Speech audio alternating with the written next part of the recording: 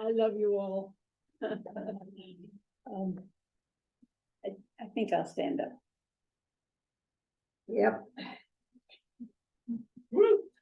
Okay, can you hear me? All right. This book is a historical account of the liberation and the freedoms of women, in particular about women physicians. It is not an autobiography. Today, almost 40% of doctors are physicians.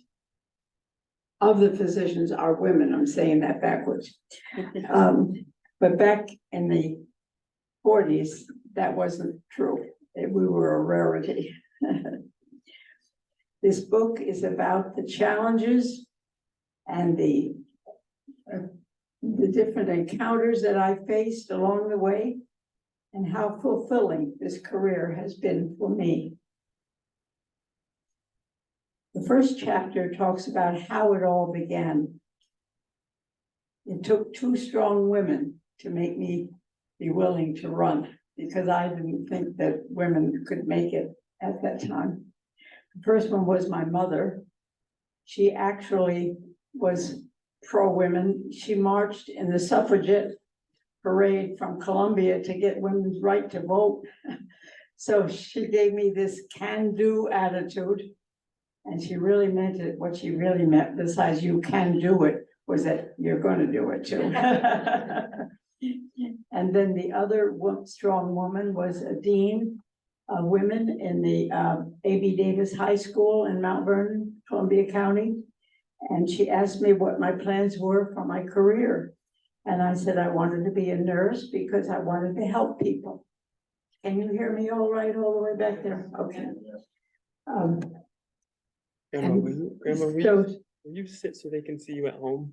What? Because people can't see you at home right now. They can't see me? Because you're What do you want standing me out to of the do? frame. Sit down. Oh. Now can you see me? There you go. All right. Okay. Let's see. She said, you don't want to be a nurse, you want to be a doctor. I said, there aren't any women doctors. What are you talking about?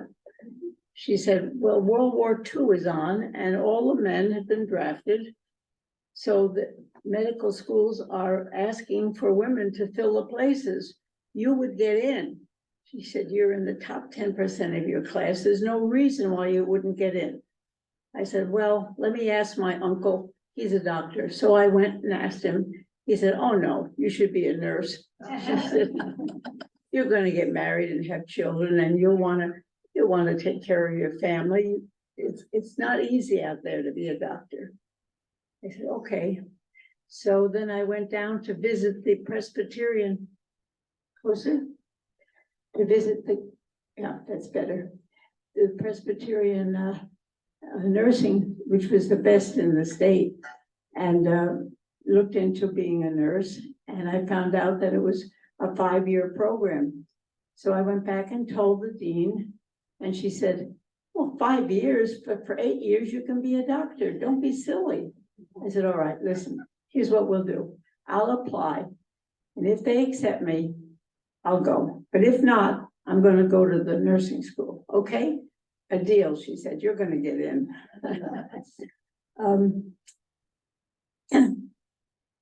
So the first chapter after I was in medical school has to do with the very unwelcoming welcome that we had. There were 10 women that were admitted, and I got the same word. You're going to get married, have children, and you're never going to practice. I said, that's what you think. You think I'm going to go through all this medical school and everything and not practice? I said, you wait and see. And right at that moment, I made up my mind that I was going to really show them if I could get to be top of the class, I was going to do it. Anyway, so then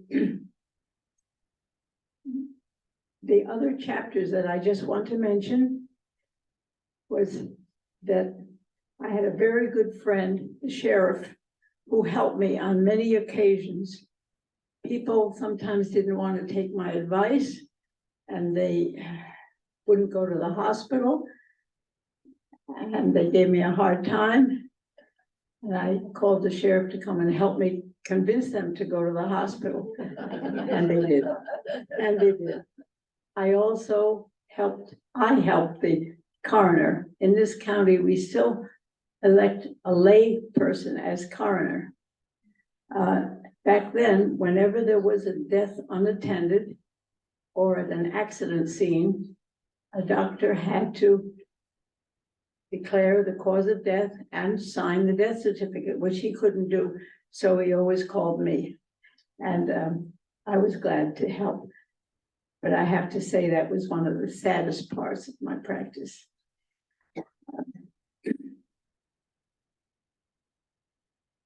The other relationship that I had and enjoyed was with the ambulance drivers. Back then, they were not EMTs.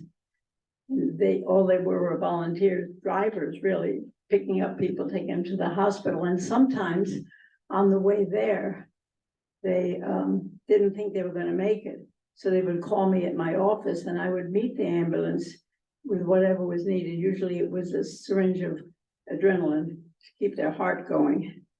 And it was very satisfying work. They drove my car, followed the ambulance, and I got back. And then I thanked my patients, and they were all, because I disrupted office hours, they were all very, very patient with me.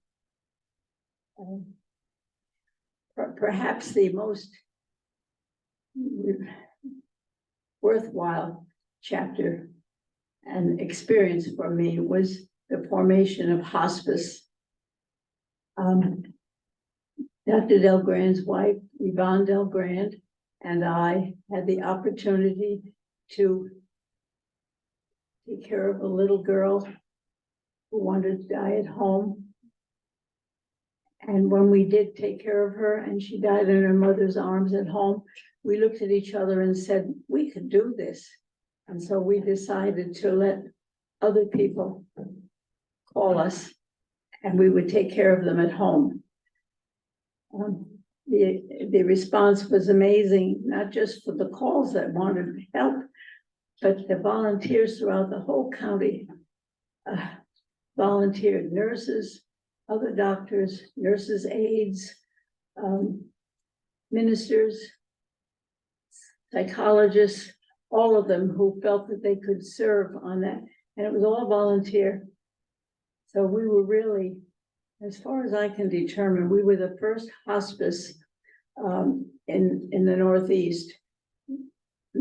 Yvonne Delgrand and I had both read Cecily Saunders' book on hospice in England, how it had developed from just hospitality to hospitem when there were some herbs and things that were being used, to then hospital, and then finally all the way around to back home hospice. So we were well prepared to think that this is what we would like to do. So that chapter is a good one, and it means a lot to me. Let me see, what else?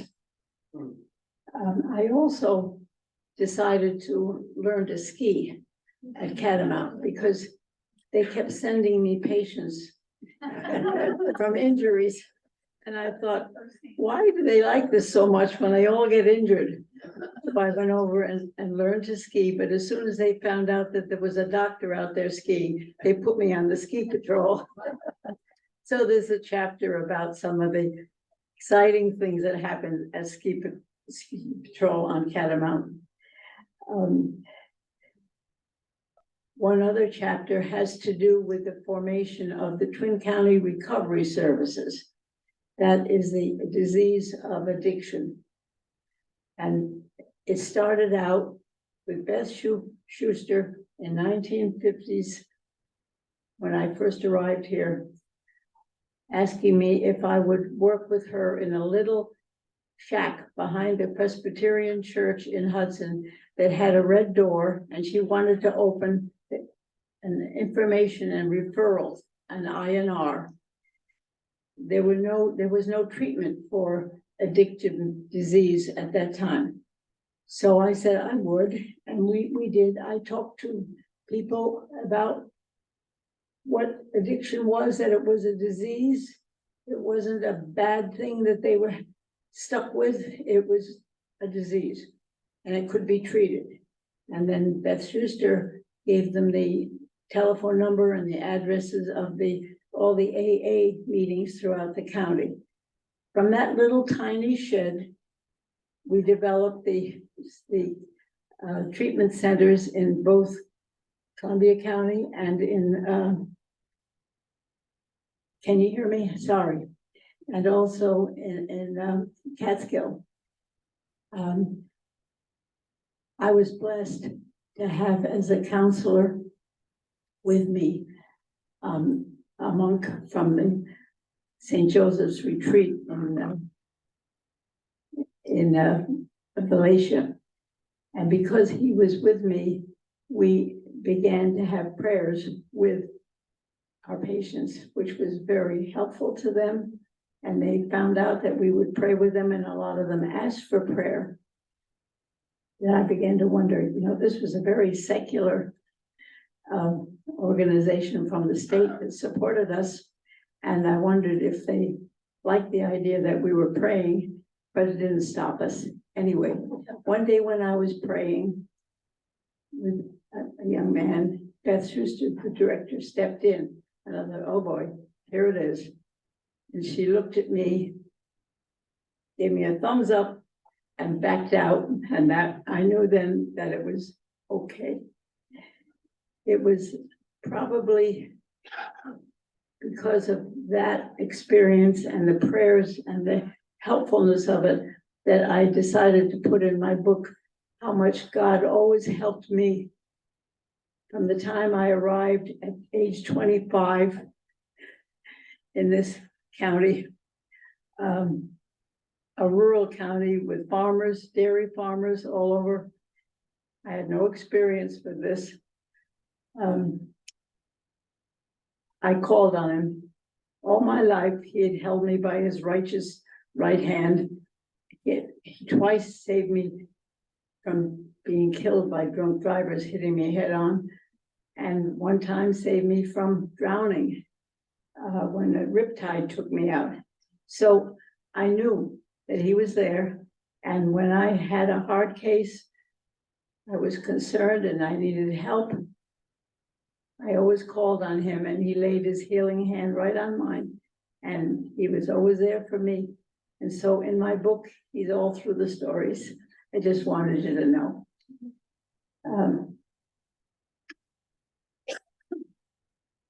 Let's see, where was I?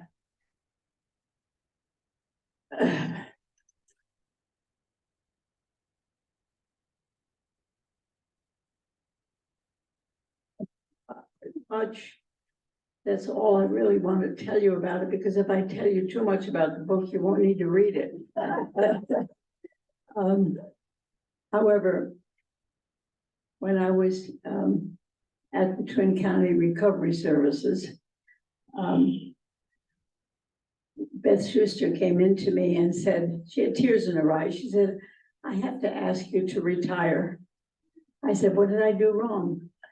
She said, you didn't do anything wrong, but we need a psychiatrist because that's what we need here.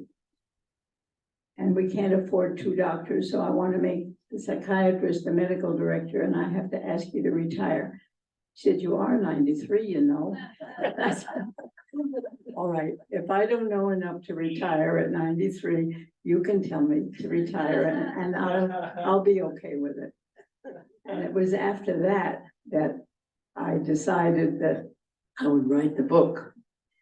And I have to say, I have to give credit to my daughter Wendy for pushing me to get it done, and for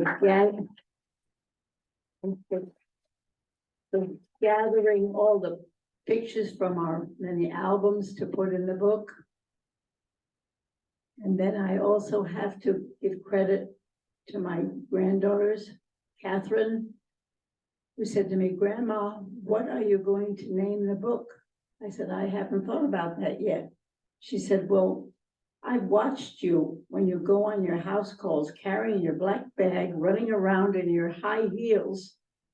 She said, so why don't you call it the doctor wore high heels? And then they'll know that it's about a woman doctor. And I think that would be good. I said, I think you're right. So I did name it. And then my other two granddaughters, Emma and Rachel, took it upon themselves to help design the cover. It's a very catchy cover. I think that's half the battle. And worked with the publisher to make it happen. And I do think it's a very catchy cover, and I want to thank them. I hope they're listening. They were going to zoom in. So at this point, we're talking about retirement. Maybe I will retire the talk, and I'll be glad to take any questions you might have.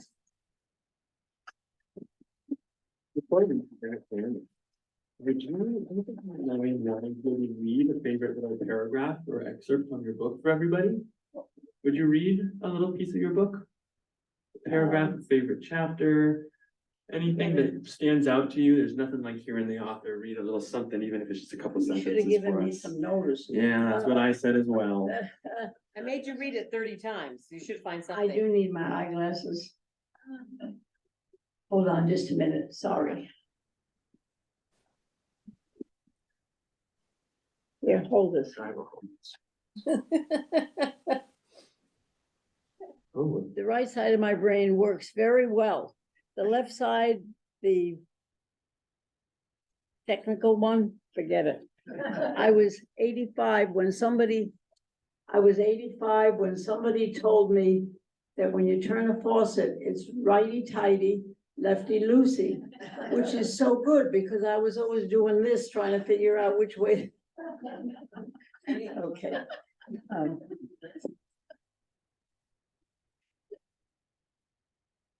Something that I like.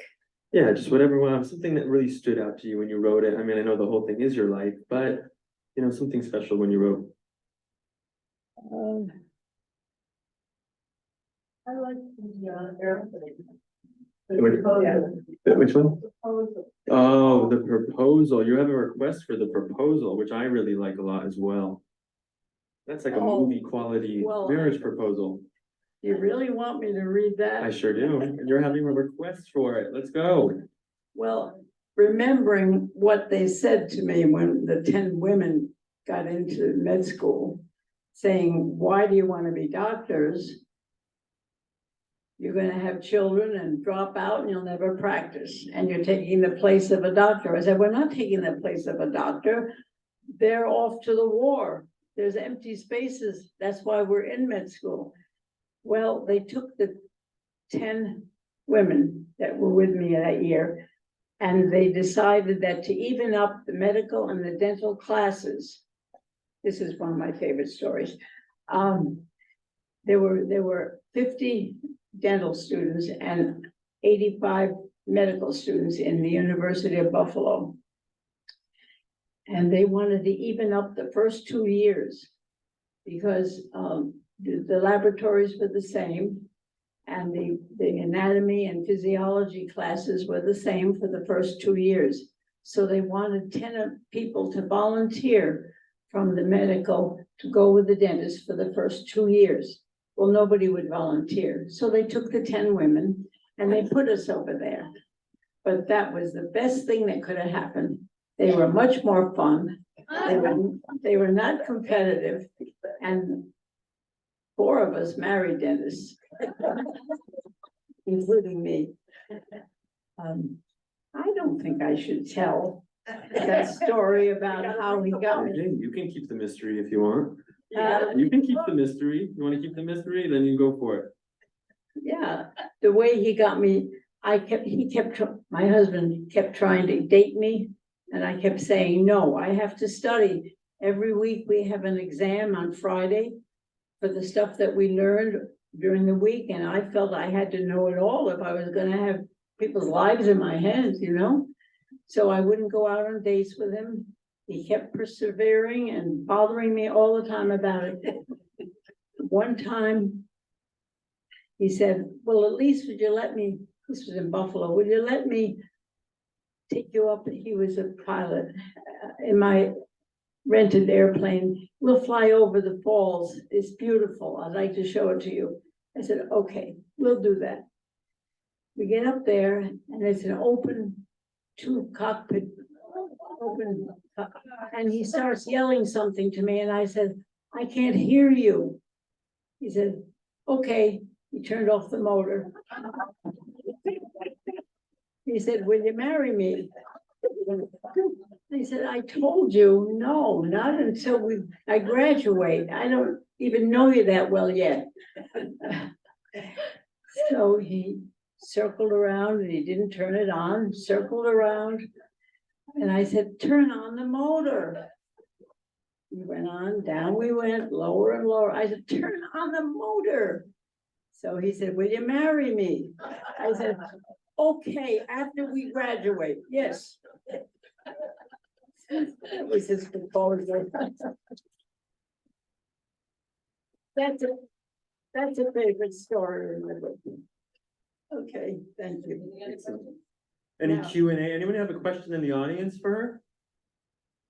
Got one over here?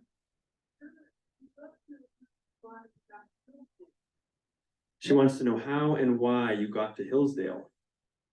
Oh, well, we had friends in Mount Vernon in Westchester County, which is where I grew up. And they sent a Christmas card to us saying that he was a dentist and that he had moved out of the city to Columbia County and was working for the Rip Van Winkle Clinic. And they were looking for a young dentist just to open up an office in Philmont. They knew we had, my husband was a young dentist. When my husband heard that, he didn't want to be in Buffalo, and neither did I really. And he said, let's go, let's take it. I said, well, all right. So that's how we landed in Columbia County.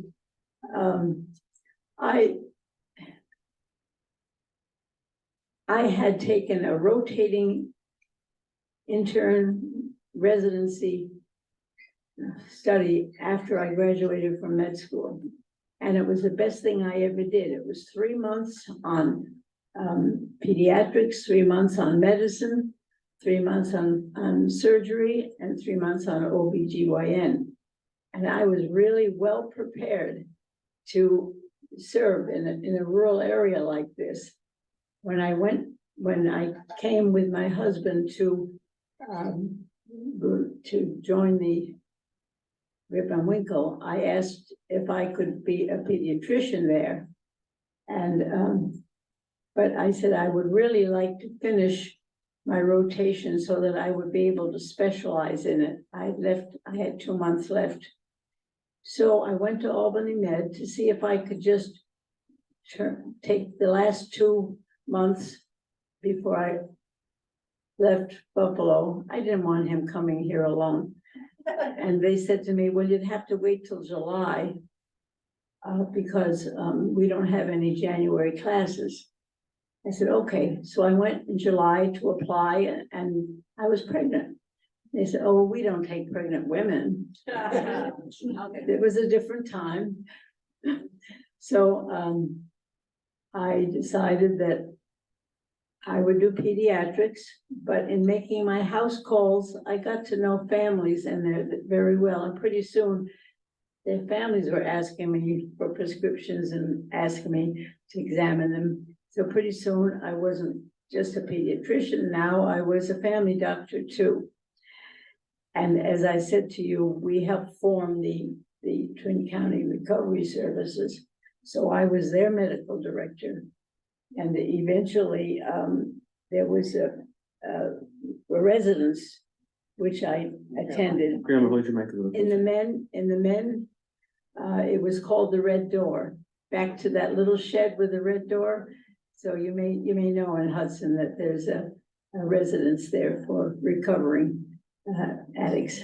And I was the doctor there. Then in Greene County, the Riverside Recovery Residence for women with their children was formed. I don't know where that came from, but I forgot to tell you about it, but it's very important. Any other questions? Was there another, Any other questions? did for I Dr. answer your question? That's how we got here. Yeah. But How many children did you have? 4. How did you put it all together? That's wonderful. Well, we were pretty much strictly on a schedule. I was half-time before they were all in school. We got up at 6:30. Had breakfast together. I noticed in my practice that children didn't want to have their BMs in school and they would get constipated. So I made sure that they had their breakfast in their pajamas and had a chance to go to the bathroom. And then off to school they went. I had a Nana who came in at 1 o'clock. At 1. heard that. What? Go ahead. You don't want me to say that? Well, I'm a doctor. None of those things bother me. The doctor's kid had a lot of interesting stuff. Yeah. Yeah. Well, it's a lesson for any of you that are raising little children. They don't like to go in the bathroom in school. Where was I? Taking their BMs. Yeah, my Nana came at 1 o'clock and, but by this time we had breakfast together. They had their morning nap. They had lunch with me. They were put down for their afternoon nap when I left and when Nana came. So they were asleep when I went to the office. I was half-time while they were little. And I was home by 5 o'clock so that we had supper together. I put them to bed before I went out on my house calls at night. They were in bed by 7:30 so that I could get out early. But it worked. But you had to really have a schedule and stick to it. But it didn't hurt anything. It really worked. I took care of them. Pardon? And Daddy did a lot. And the best thing about being married to a dentist was that he had 9 to 5 hours, and he was always there with the children in the evening. That's how we worked it. Any other questions? There's a question from online. What's the question? So we have a question. Did you stay in touch with the other women doctors over the years? Well, there weren't an awful lot of them. There were Dr. Bliss and Dr. Brokaw in Hudson, but Dr. Anna Lux was in Hillsdale with me, and we were good friends. And I was just delighted to see her today. It made my day. How about any of the people, the ladies from school, from medical school? Did you stay in touch with any of them? Yes, I did, but I've outlived all of them. Okay. That was kind of my question was, how many of them did not become doctors as predicted? Was there any of them that did not? Was there any of the doctors that were female that didn't end up becoming doctors? Well, one of them died of tuberculosis because our body and anatomy had TB. And we all turned positive, but only she got the disease. And she died of that. The other ones, one practiced, two did not. They stayed home. Yeah. Any other questions? I saw another hand in the back over there. Yeah, wondering what years, you worked as a ski patrol at Catamount? What years were you on the ski patrol at Catamount? Oh, well, until, I don't know the years, but until I was 88. I had to stop because I noticed that I was skiing very carefully. And when you ski on the lower slopes, you cross over, you have to look up so you don't run into somebody.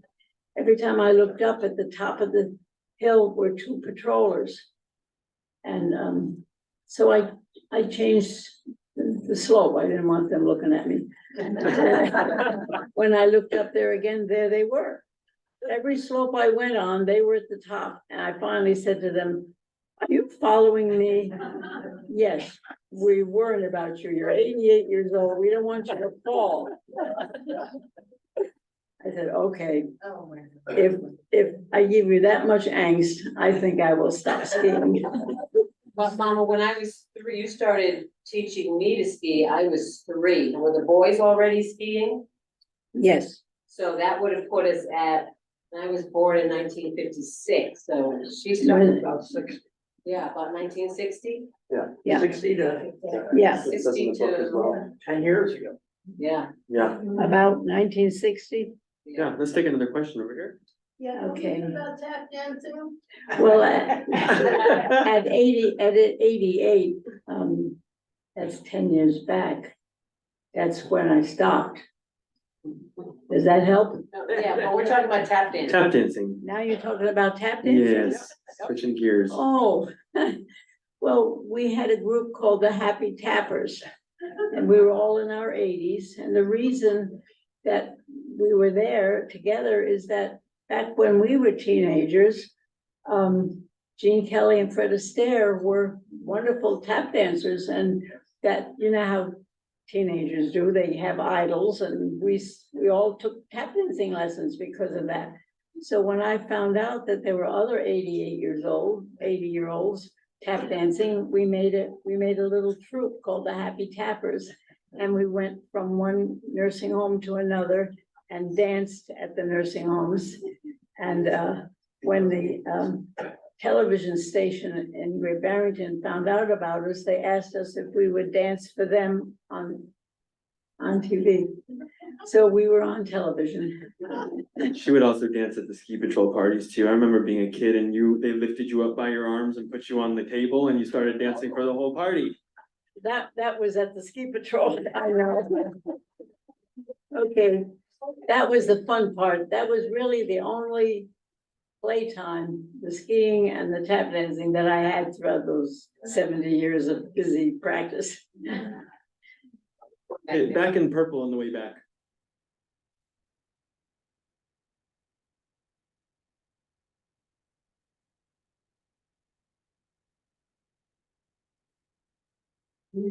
When you first started practicing, what kind of resistance did you have? And what was the second part of that? When I first started, Wait. When what? Oh, what kind of the privileges, what kind of resistance did you have when you first started practicing at the hospital? not so much at the hospital.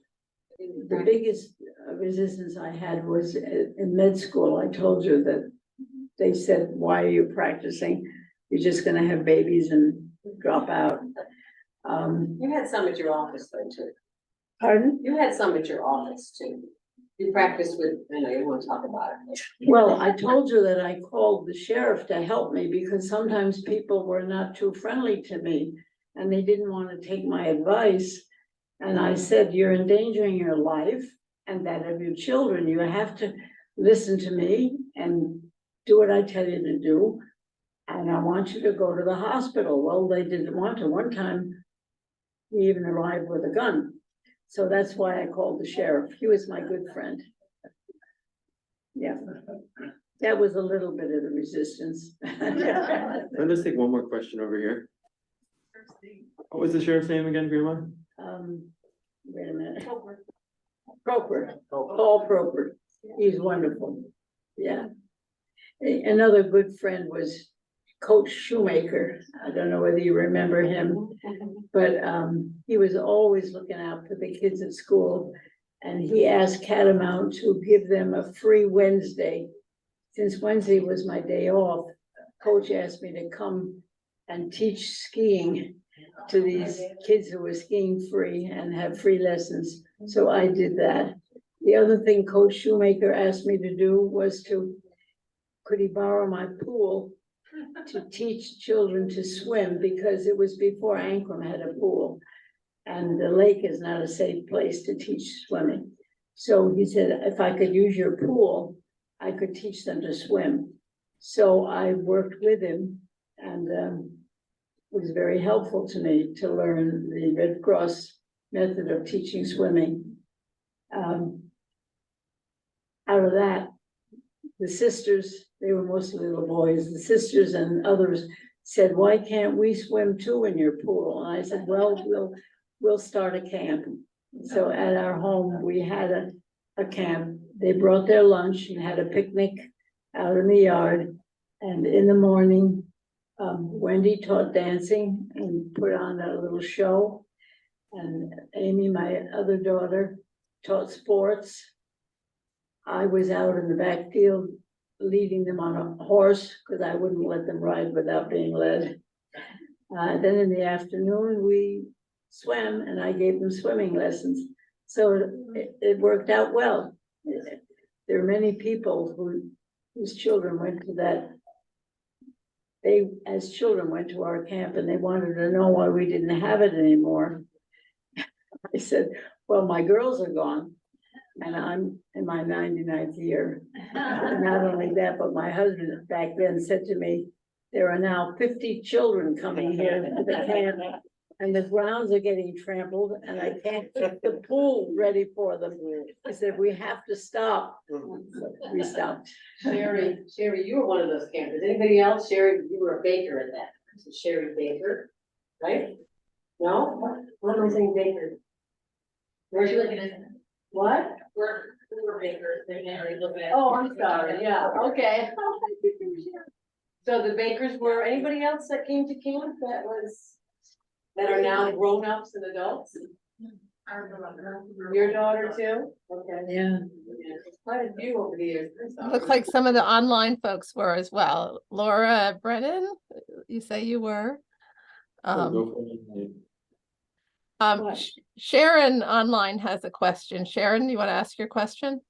Hi, I hope, I only got the audio a little while ago, so I hope this hasn't been already asked, but did you know Dr. Joe Everett's in Millerton?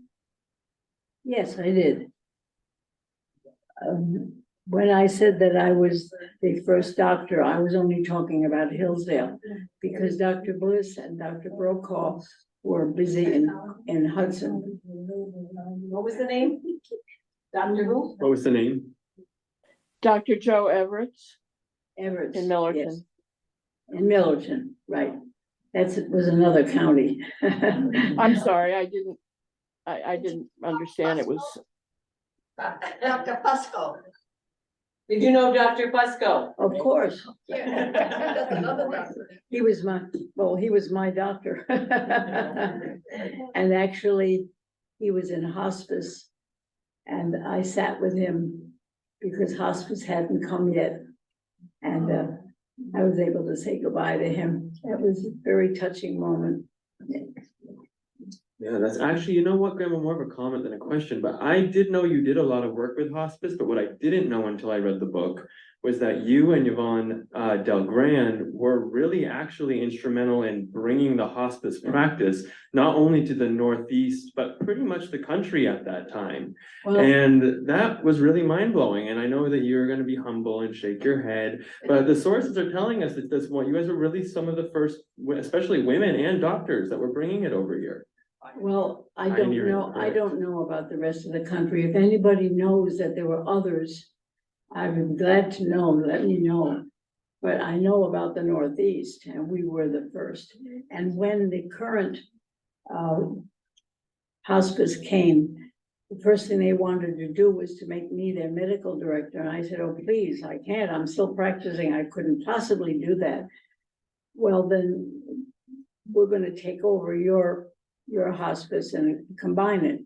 I said, well, I'll ask them if they want to, but they didn't want to, but they took us over anyway. But one of the things that I remember about it when I first said I didn't really want to be the director and I didn't want our hospice to be absorbed by them. They said, but don't you want it to be free for everybody? I said, what do you mean? He said, well, it would be covered by Medicare. I said, well, for one thing, some of our patients are children. They're not all on Medicare. And for the other thing, we never charge anybody. It's all volunteers. It's all free. Free? How could you do that? I said, we have all volunteers. Nobody charges anything. They couldn't believe that. But that was our community. Very special. Any other questions? Any other questions in the back over there?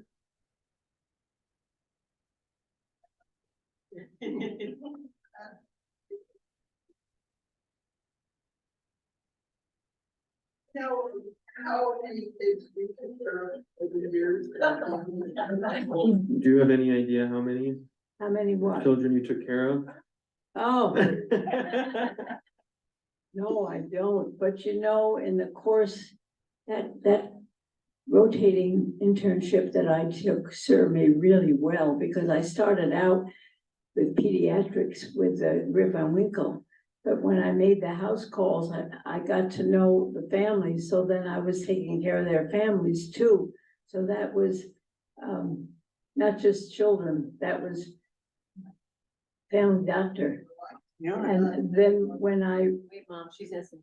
when I closed my private practice, I served as medical director for several nursing homes, Pine Haven and the Baptist home and the Adventist home. So I was doing geriatrics and I was seeing some of the pathology that I hadn't seen doing pediatrics. So I was full circle. It was good. What I will say though, is that when I helped Mom clean out, she had 4, you know, those big old metal filing cabinets that was 4 shelves worth or drawers worth. And those were full from her pediatric practice. They were all full of her, and we had to hold on to them for several years until finally we could clean them out, and they were full, all 4. And that was her that was the pediatric Yeah, practice. that's a lot of children. Well, when I retired, I sent those records to a group of pediatricians in Barrington. That's where they went. Incredible. One last question right over here. It's not a question, but I just wanted to thank you for being such a kind, compassionate, wonderful doctor. And I know my sister-in-law and I would call you in the middle of the night and we couldn't adopt to our firstborns that had cooped together.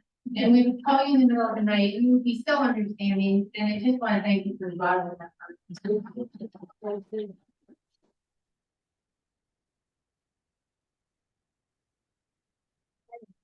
I had great love for my patients and they loved me back and it was very rewarding. It was a wonderful, wonderful lifetime of being a doctor. Chapuses? What? You remember the Chapuses? I can't Do you hear. remember the Chapuses? Chases? Chapuses. Chapuses. Chase? Chapus. Anyway, my brother was stung by bees in the woods and ran home, get somebody 40 hornets or yellow jackets. And when he got to the house, he ran back to the house and he rushed into you. You said he got in there just in time and you saved him. You saved her brother from a bee sting in the woods. Oh, yeah. Well, that's what I, She remembers the Chapuses. She knows the Chapuses. yeah, The Chapus family. yes, I do. Now I do. Yes. Yes, thank you. We have That's one what- other question online if you have time. Brenda, do you want to ask your question? It wasn't really a question as much as a comment. I'm listening to all these things she did. And I remember she was also the allergy specialist. She would do little lessons for people that were in nursing school. I think I remember being the subject of some of her lessons. But it's just amazing. So many things. I love you. I love you too. I'm sorry, I don't hear that well. Can you tell her? But I She's did have, thanking you, Grandma, for the lessons you gave on allergy help and everything when you were giving the nurses guidance. No, Oh, I'm not okay. thinking, that hurt, but, but she used me as a subject, but that's one more thing. There was no other one around. You were the allergy specialist too. This is Brenda Knickerbocker, Disler, Yes. she's talking to you right now. Oh, that's That's Brenda? Brenda. Oh, honey, hello, Brenda. Do you remember that? Bess would pull me in and you would use my back as a, for showing people the The test? reaction. Mhm. Yeah, oh, well, yeah, you're remembering it better than me. That was a side effect. There was such a need for the testing. And that was my role with the ambulance too. I would always go with my syringe. They were not EMTs, and when they had somebody with a terrible allergic reaction, I went over and joined the ambulance and gave the adrenaline. So I decided that it was a need to find out what you're allergic to so you can be prepared. Anything else? I just want to share one quick story that, you know, when you think about Would it, you stand up for a second? you think about Dr. Waldo and all she's done. And thinking outside the box and doing, my son was born in 68. And, she basically referred to him as her teeny meal premium. I just shared in the book. She had a little preemie. Did she maybe have the mic? It won't reach that far all the way over there. Come on She can up. come on up if you'd like to come up. She had a little preemie. Yeah. Start over, Yeah. so she can hear. Just about Irma, you know, thinking outside the box and doing what she needed to do to help her patients. My son was born in 68, long before we had helicopters, you know, taking people to hospitals. But when Mark was born, he was very sick and needed blood. And the blood drive didn't have any. They put out an emergency call for donors, found a sheriff, Paul, and a nursing student. And Irma at that time did direct umbilical cord to, you know, vein to umbilical cord. And she did that 3 times with him in the course of his first 72 hours. Yes. And then me and Mickey that night too, when the Angelette went swinging by, and they came in and gave me something, because Irma didn't think I should be awake yet. She figured you out. Yes, yes. But, yeah, it's just, you know, one of the main things, and it's stuff for many other people. But, she got us through that and prescribed him beer when he was anemic. The house was supposed to be really Thank you for that. Thank you for remembering. All right, thank you guys very much for joining us and celebrating Dr. Irma and her book, The Doctor Who Wore High Heels, which is out now. You guys can come up if anybody wants a signing. Don't forget to check out the table if you haven't already over here, which shows some of her first original things from her offices and her practice. And also, since we are out of book, so if you would like to order one, you can come over to Ken over here and give him a name, a number, email, and we can get a book shipped out to you as well.